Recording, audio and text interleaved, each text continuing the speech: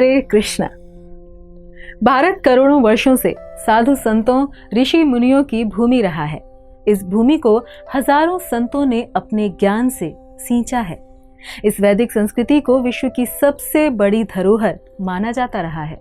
परंतु कालखंड में आक्रांताओं के शासन के अंतर्गत इस बहुमूल्य संस्कृति का पतन हुआ है। इस पतन के कारण संतों के आचार विचार का हनन भी हुआ और सामान्य लोगों में धर्म के प्रति आस्था कम भी हुई। ऐसे समय में भगवान श्री कृष्ण के संदेश को यथारूप जन जन तक पहुंचाने के लिए संसार में एक ऐसे संत ने जन्म लिया जिसने अपने जीवन के अंतिम चरण में व्यक्तिगत आपदाओं को झेलते हुए सनातन धर्म के ज्ञान को संपूर्ण विश्व में फैलाया। भारत के कई संत विश्व में विख्यात हुए, परंतु श्रील प्रभुपाद ही एक ऐसे संत हुए हैं जिन्होंने भक्ति को, आध्यात्मिकता को सबके लिए सुलभ बनाया, सहज बनाया। आज उनकी ही बदौलत विश्व का ऐसा कोई कोना नहीं है जहां कृष्ण के भक्त न हो, जहां जगन्नाथ जी की रथ यात्रा न निकलती हो। विश्व में चाहे अमेरिका हो या यूरोप, अरब देश हो या चीन, ताइवान हो या फिर जापान, घर घर में माता पिता से लेकर बच्चे भक्ति में लीन भगवान कृष्ण को अपने जीवन का अंग बना चुके हैं। आइए जानें इस महान व्यक्तित्व के विषय में। कृष्ण कृपा मूर्ति एसी भक्तिवेदांत स्वामी प्रभुपाद का जन्म 1896 में भारत के कलकत्ता में हुआ था। उन्होंने पहली बार 1922 में कलकत्ता में अपने आध्यात्मिक गुरु श्रील भक्ति सिद्धांत सरस्वती गोस्वामी से मुलाकात की। भक्ति सिद्धांत सरस्वती जो एक प्रमुख भक्ति विद्वान और गौड़ीय मठों की 64 शाखाओं के संस्थापक थे। उनको ये शिक्षित नवयुवक पसंद आया और उन्होंने उन्हें अपना जीवन पश्चिमी दुनिया में वैदिक ज्ञान सिखाने हेतु समर्पित करने के लिए आश्वस्त किया। श्रील प्रभुपाद उनकी शिक्षाओं से प्रभावित हुए और 11 साल बाद 1933 इलाहाबाद में वे औपचारिक रूप से उनके दीक्षित शिष्य बन गए। अपनी पहली बैठक में ही श्रील भक्ति सिद्धांत सरस्वती ठाकुर ने श्रील प्रभुपाद से अंग्रेजी भाषा में वैदिक ज्ञान का प्रचार करने का अनुरोध किया। बाद के वर्षों में श्रील प्रभुपाद ने भगवद गीता पर एक टीका लिखी और 1944 में उन्होंने बिना किसी सहायता के अंग्रेजी पत्रिका बैक टू गॉडहेड की शुरुआत की। श्रील प्रभुपाद के दार्शनिक ज्ञान और भक्ति को पहचानते हुए गौड़ीय वैष्णव सोसाइटी ने उन्हें भक्ति वेदांत की उपाधि से सम्मानित किया।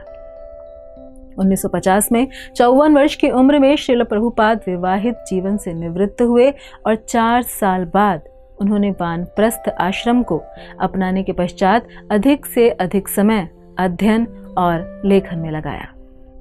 श्रील प्रभुपाद वृंदावन गए, जहां वे राधा दामोदर के ऐतिहासिक मध्ययुगीन मंदिर में बहुत ही विषम परिस्थितियों में रहे, जहां पर अपने गहरे अध्ययन और लेखन में उन्होंने अपना अधिकाधिक समय लगाया। उन्होंने 1959 में जीवन के उच्चतम आश्रम सन्यास को स्वीकार कर लिया। राधा दामोदर मंदिर में श्रील प्रभुपाद ने अपने जीवन की उत्कृष्ट कृति पर भी काम करना शुरू किया। उन्होंने 18,000 श्लोक वाली श्रीमद् भागवत पुराण का अंग्रेजी अनुवाद और एक पुस्तिका अन्य ग्रहों के लिए सरल यात्रा भी लिखी। श्रीमद् भागवतम के 3 खंड प्रकाशित करने के पश्चात श्रील प्रभुपाद अपने आध्यात्मिक गुरु के मिशन को पूरा करने के लिए 1965 में संयुक्त राज्य अमेरिका गए। 69 वर्ष की आयु में जब वे अथक प्रयासों के बाद जलदूत नामक मालवाहक जलयान द्वारा 37 दिनों की कठिन यात्रा के पश्चात अमेरिका पहुंचे तो उन्हें यह नहीं मालूम था कि उन्हें कहां जाना है। यात्रा के दौरान उन्हें 2 हार्ट अटैक आ चुके थे, लेकिन उनका कृष्ण भक्ति के प्रचार का निश्चय दृढ़ बना रहा। उन्होंने अपनी डायरी में लिखा था कि हे कृष्ण, मुझे नहीं पता कि आपके मन में क्या है।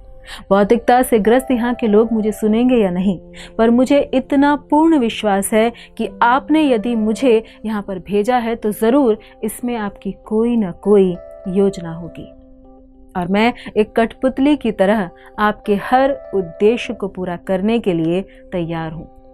आपको मुझे जैसा नचाना है वैसा नचाइए।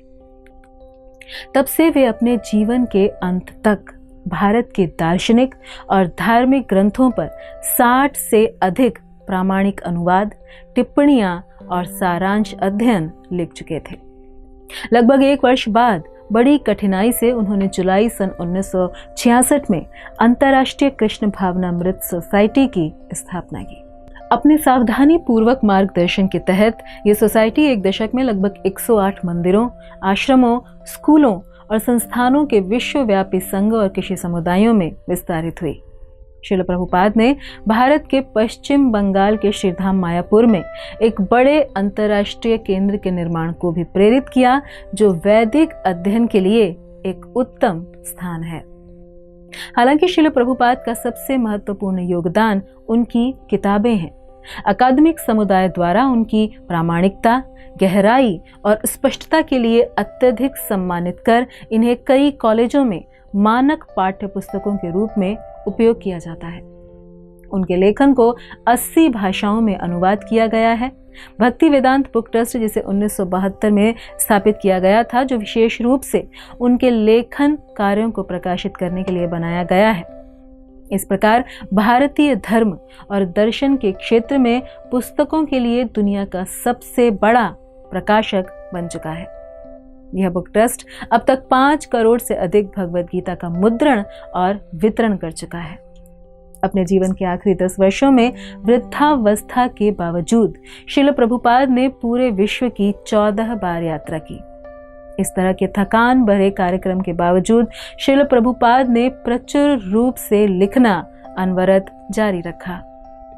उनकी पुस्तकें वैदिक दर्शन, धर्म, साहित्य और संस्कृति के एक वास्तविक पुस्तकालय का गठन करती हैं।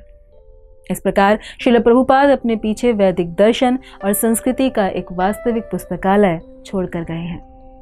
1966 से 1977 के बीच उन्होंने दुनिया भर में यात्रा की, विश्व के नेताओं से मुलाकात की व व्याख्यान और साक्षात्कार देकर वैदिक दर्शन को समझने के लिए लोगों को ज्ञान प्रदान किया।